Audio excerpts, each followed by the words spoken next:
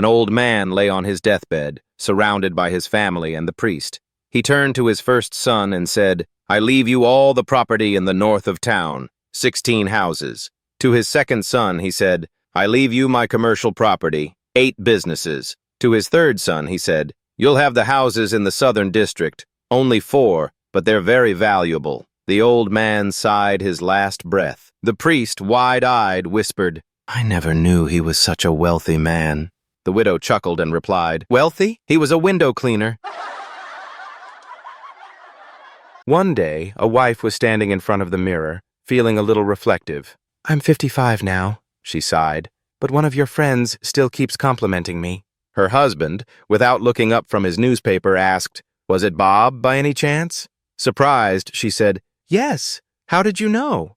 With a grin, he replied, "Easy. Bob's a scrap dealer. He's got an eye for old things that still hold value."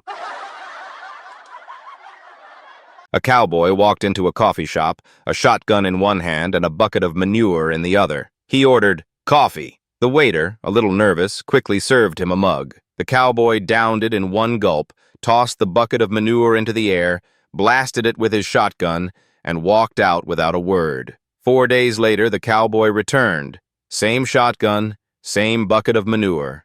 "Coffee," he said again. The waiter, wide-eyed, stammered, "Whoa, hold on! We're still cleaning up from the last time. What was all that about?" The cowboy grinned and replied, "Just training for an executive job. Drink coffee, shoot shit, disappear for a few days."